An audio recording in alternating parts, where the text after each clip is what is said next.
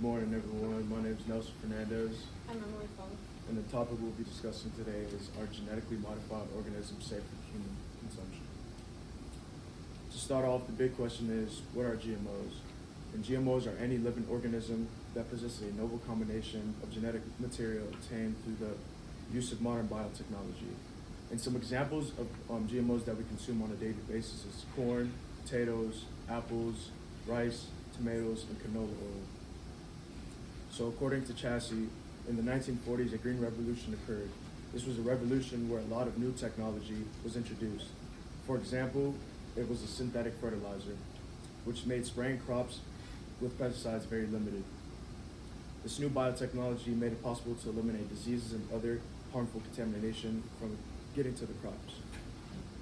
These new ways of technology allowed farmers to branch out and discover they could cross two types of plants. The Green Revolution also helped increase food production in the country. So they modified DNA insertion with new genes.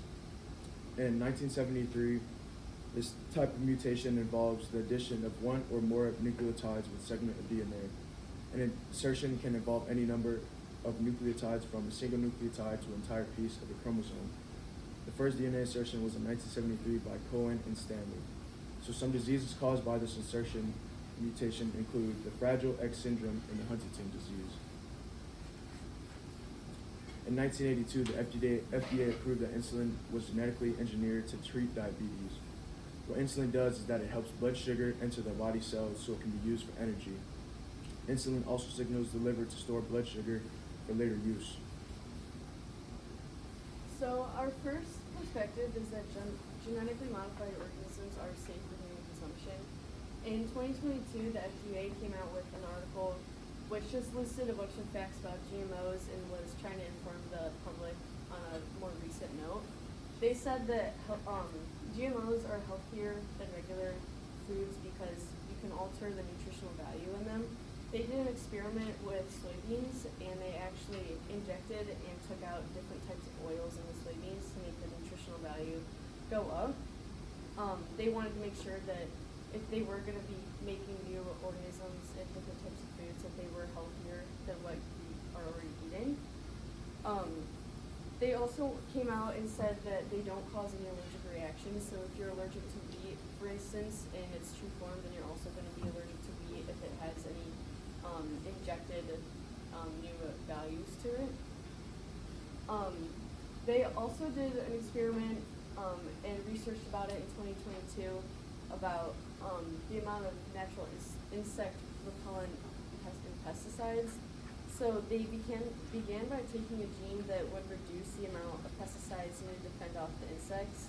They took the gene BT and inserted it into corn. They put it in the lab to monitor and see what kind of results it would have, and they found that it was actually a lot safer to use this gene when it's in the foods because the farmers don't have to inject and spray a bunch of different pesticides and herbicides on the crops, because if we keep spraying that, then we're gonna have a lot of health problems within the consumers. So this proved that it was a lot safer for them to do. The FDA also came out and said that it has no relation to cancers. A lot of consumers and public people are thinking that if we continue to eat GMOs, then our rate of cancer is going to go up and we're a lot more susceptible to it.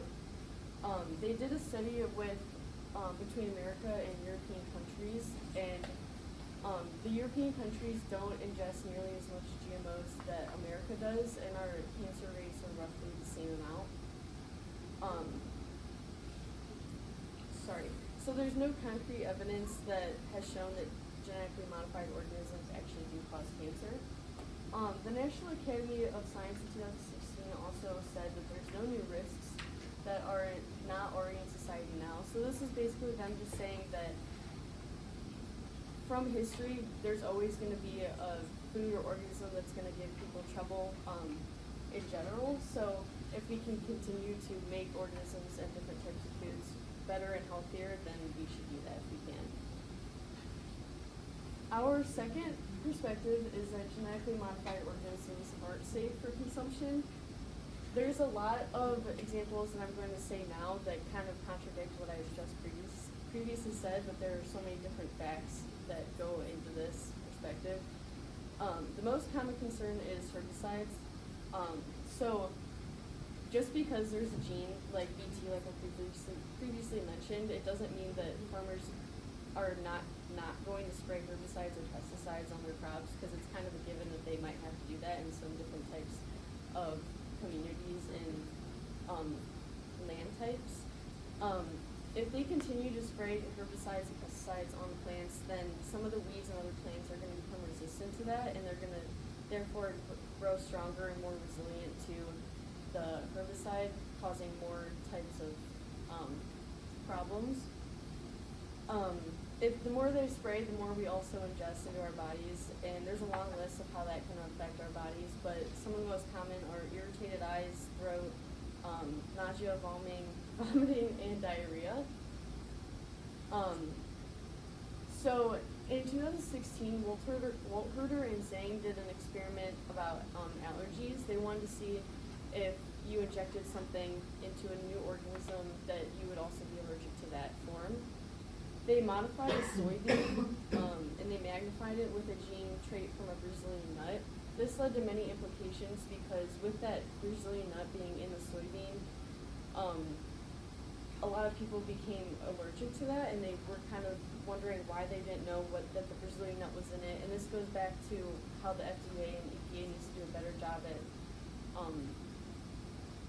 announcing what they're putting into the foods on packaging and kind of regular and normal terms that a regular person would understand.